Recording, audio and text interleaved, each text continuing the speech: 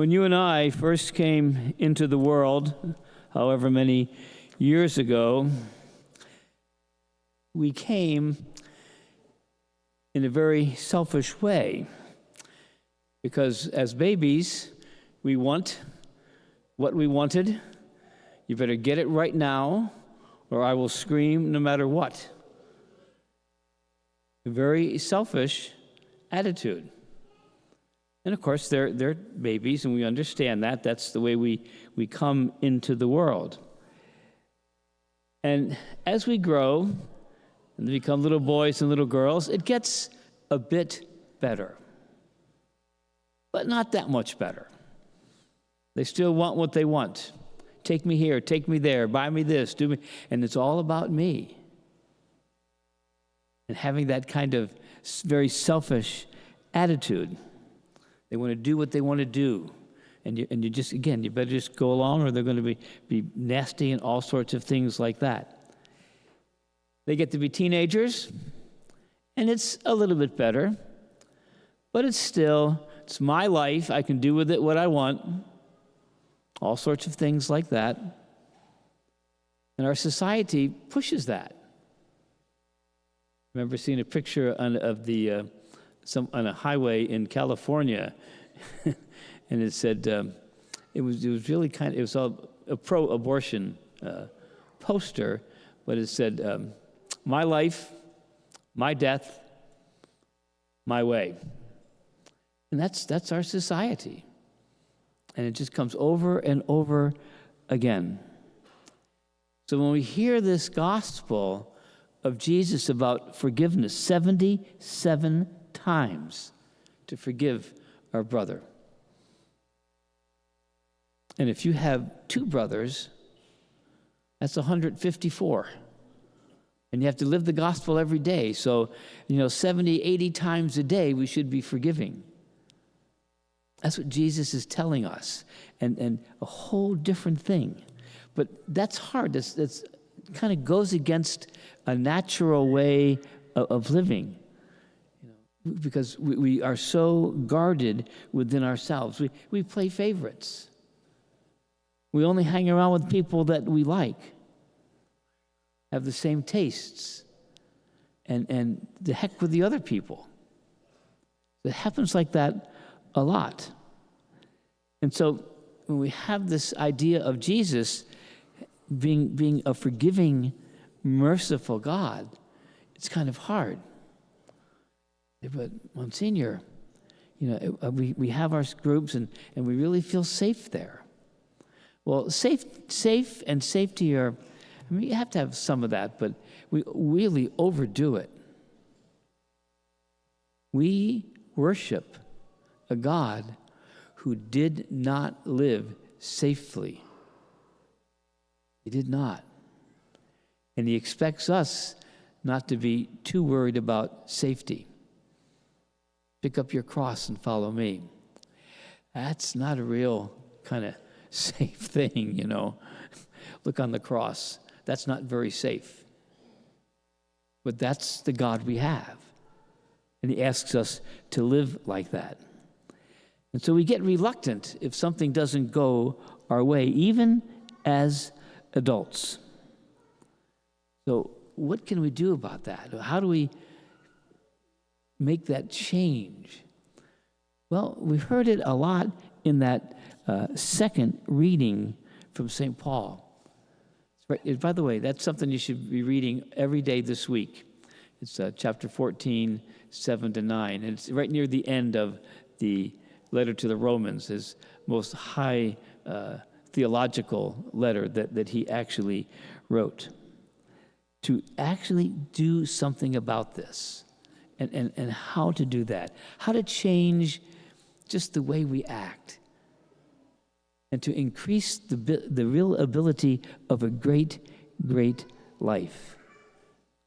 Because St. Paul, St. Jesus, all the saints, they said we have to live for others.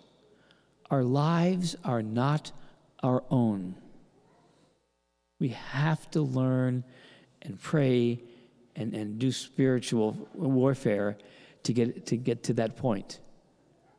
Because we are in this culture, we have the remnants of original sin, and we look at life just for ourselves. That's our natural way of acting. There's not a child in here that came out of the womb with generosity. We have to teach children how to share. And every one of us knows that. We don't do that naturally. We have to be taught those things. And part of the problem is sometimes when we get to be a little bit older, we don't think we have to do that anymore. But God calls us to do that. And so one of the things we kind of maybe can work on these next couple of weeks is, first of all, focus in on Jesus' magnanimity. It's a word we don't use very often. We don't think about, am I being magnanimous? Am I doing that with my life? And it means a couple of things. First of all, it's a loftiness of the Spirit that enables us not to take everything seriously. When troubles come, there can be a calmness. Because we have hope. And we live with that hope of God. To disdain pettiness and things like that. To really working to get rid of that in our lives. And then to to display a noble generosity. That's magnanimity. And it's a great word. And it's a word that just lifts us up. You can't say, I'm magnanimous. You can't. It just doesn't work. It just doesn't work. But so often, that's where we get stuck. And remember Jesus, his magnanimity. Hanging on the cross. Forgive them, they know not what they do. The night before, he wasn't living for himself. He said, Father, I don't want to do this, but if you want me to, I will. He was living for God, not simply for himself. And that's why we've got to work as hard as we can to get this my life thing out of our lexicon. It's a terrible idea. It's my life. I can do what I want. No. That is nowhere in the Scriptures. It is nowhere in the teaching of Jesus. It is nowhere in the lives of the saints. It's just not Christian to have things like that. Remember now, I always ask everybody when you're talking to your children, grandchildren, nieces, nephews, neighbors, just say, what do you think God wants you to do? Don't ask them what they want to do.